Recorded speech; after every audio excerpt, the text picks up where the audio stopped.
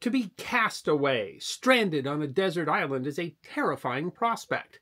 Although it is the stuff of fiction, whether that be Robinson Crusoe or the passengers and crew of the SS Minnow, there are real historical examples of it happening, and perhaps none was more dramatic than the story of Ada Blackjack, who was stranded for years in one of the world's most inhospitable environments. It is a story of survival that deserves to be remembered.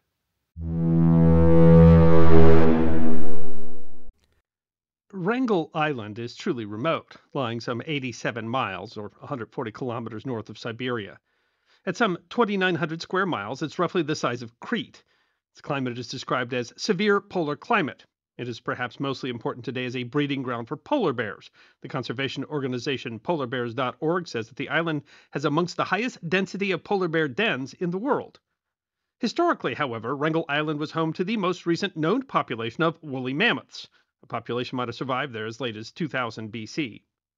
There is some evidence of its early use by Inuit peoples, but it never seems to have had a permanent population. The island is named after Baron Ferdinand von Wrangel, an officer in the Imperial Russian Navy who, in 1820, searched for an island supposedly sighted in 1764 that might have been the same island, even though the Baron apparently never found the island now named after him. Ironically, the island was named after the German-Russian Baron by an American whaling captain who might have been the first outsider to discover the island in August of 1867. Thereafter, there were brief visits made and competing claims of ownership by both the Americans and Tsarist Russia. In 1914, members of the Canadian Arctic expedition were marooned on the island for 9 months after their ship Karluk was crushed by pack ice. The ship's captain, Robert Bartlett, walked across pack ice to Siberia to summon rescue. Unwittingly, that stranding would lead to the ordeal of Ada Blackjack. Ada Blackjack, a member of the Umpat people, was born Ada Delatuk on May 10, 1898, in a remote settlement near the now-abandoned village of Solomon, Alaska. In her 2016 book, Marooned in the Arctic, author Peggy Caravantes writes that when Ada was 8 years old, her father died of food poisoning, and her mother sent her and her sister Rita to a Methodist mission school. There she learned to speak English and to read and write. But she was not taught traditional skills of her people, like hunting and trapping and living off the land. She did learn, however, to sew in what is called the Eskimo style, turning animal skins into clothing. At the age of 16, she married a hunter and dog sled driver named Jack Blackjack, who took her to the Seward Peninsula, presumably to take part in the trade of hunting and selling reindeer meat. The couple had 3 children, but a bad marriage. Blackjack abused her, and after the death of 2 of the children, abandoned her. The Springfield, Massachusetts Evening Legend wrote in 1924, Ada Blackjack was married in the white fashion, and deserted by her husband, also in the white fashion. Left destitute and alone with her 5-year-old son Bennett, who suffered from tuberculosis, the pair walked 40 miles by themselves to Nome, where, Caravantes writes, she eked out a living by cleaning houses and sewing clothes for miners.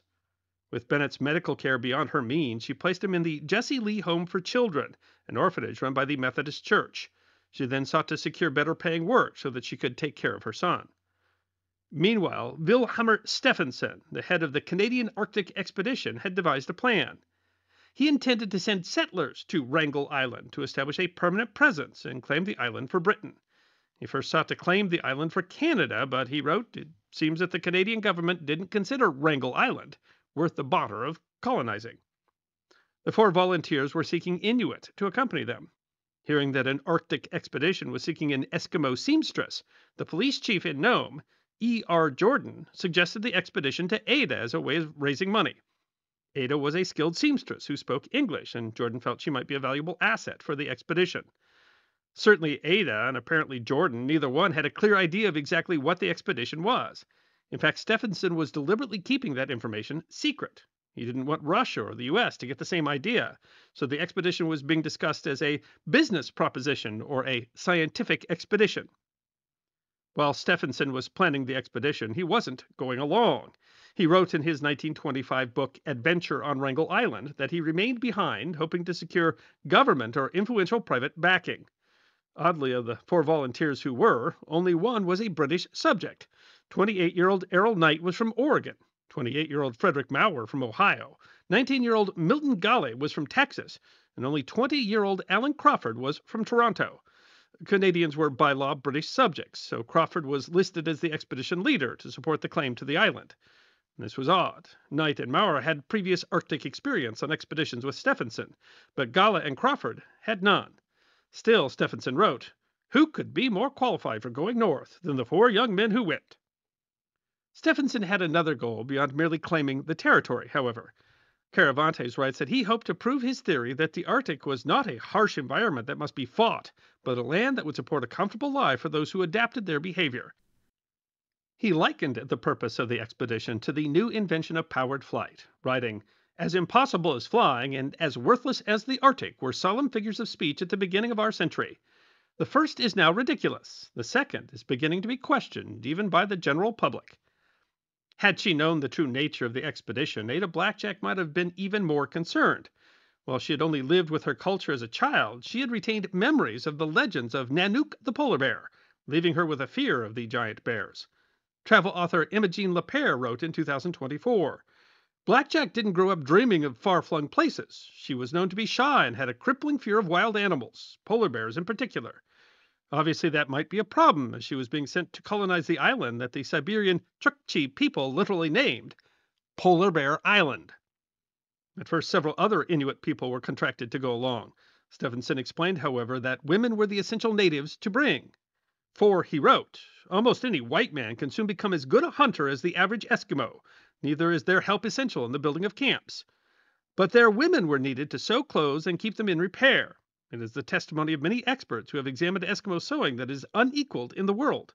The manufacturers of boots for hunters that are sold as sportsmen's outfitting shops will make the seam almost any way and then waterproof it by rubbing in grease or some other preparation. The Eskimo woman alone sews a seam that is itself waterproof. A seamstress not used to white men's ways will become angry if she sees the purchaser greasing the seam of a boot that she has made, for she takes it as a charge of incompetence."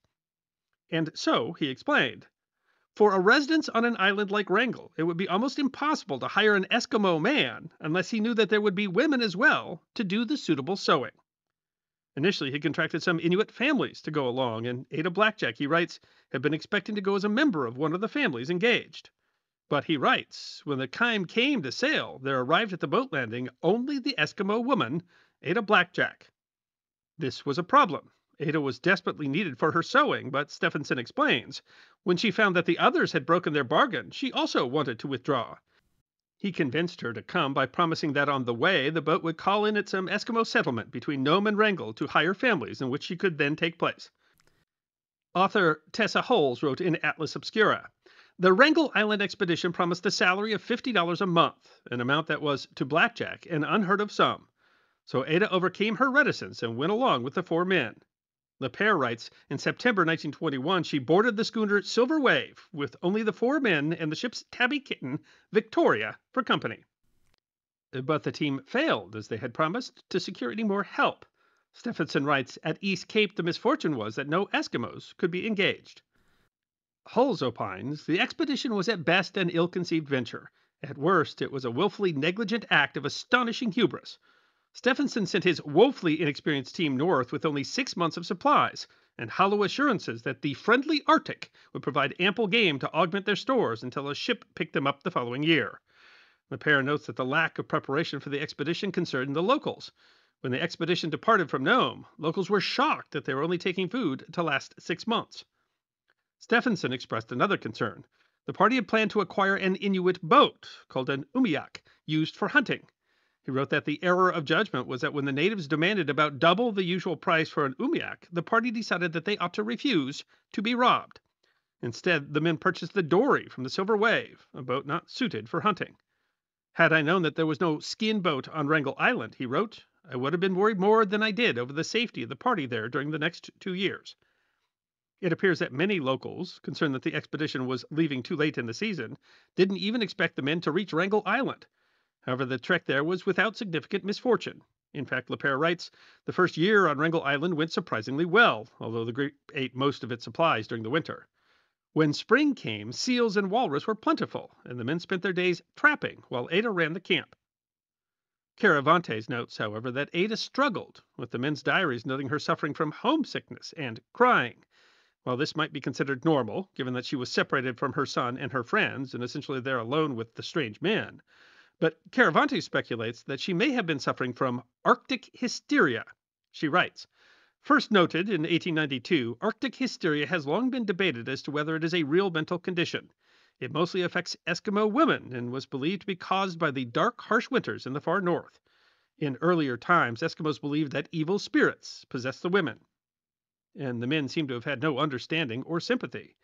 When one day Ada refused to patch a pair of boots, Knight tied her to a flagpole until she agreed to mend them.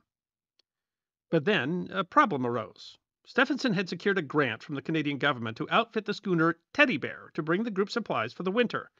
However, Stephenson wrote, the season of 1922 proved to be particularly icy in the region north and northwest of Bering Straits.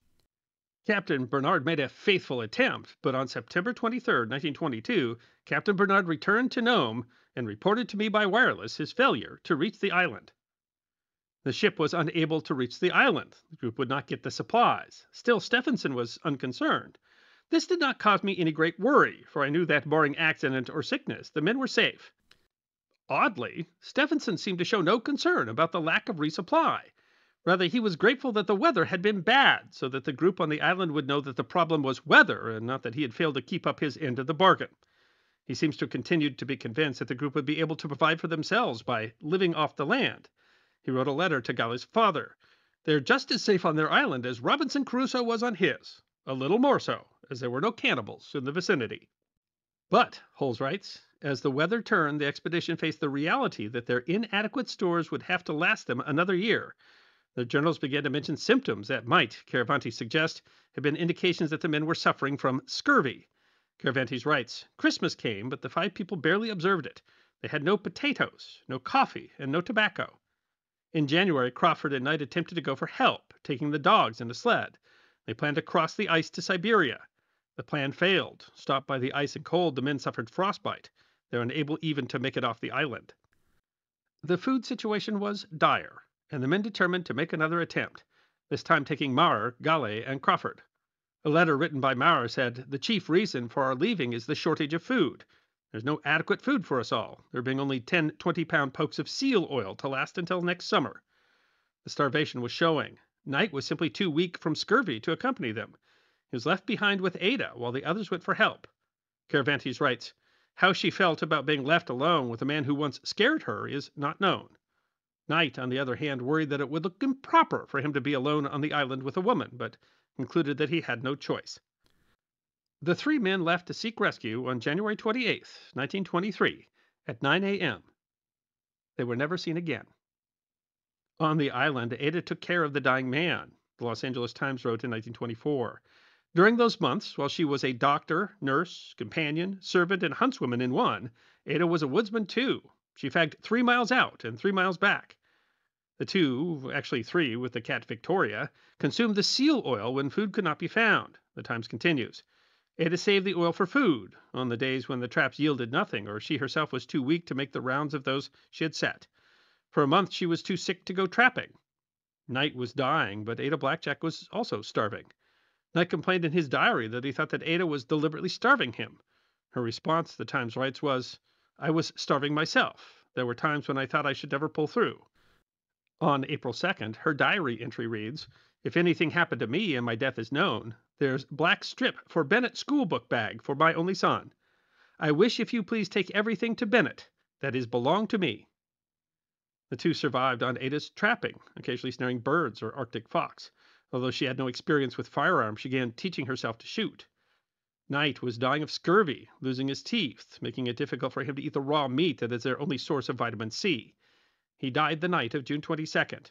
He had recorded his death using a typewriter that Galley had bought. She wrote, I don't know what time he died, though anyway I write the date, just to let Mr. Stephenson know what month he died and what day of the month. Caravanti writes, except for the expedition cat Vic, Ada was alone, at least 60 days walking distance from civilization, any direction. Ada managed to hunt successfully enough to live, convinced the 3 men of the expedition would eventually return. They did not, but help did come. Stephenson had challenged Arctic explorer Harold Noyes to get a steamboat to the island. Noyes wrote, it was 8 p.m. August 23rd when we saw something on the beach, At first, we were not sure whether the object moved or whether it was just a wraith figment of the fog. But as we drew near, we became sure that it was indeed a human figure. It moved slowly down the beach and held out its hands towards us in dumb supplication. That was Ada Blackjack. Ada Blackjack was hailed in the press as a female Robinson Crusoe. Moreover, she was commended for her devotion to the men in her care. The Kansas City Star wrote, "Today, with her health broken as a result of the harrowing experience in battling Arctic cold and loneliness, Ada Blackjack is an example of woman's fortitude and devotion. Her heroism has brought her a measure of recognition, but her great accomplishment was the unselfish way she attended to the needs of the party until death left her alone.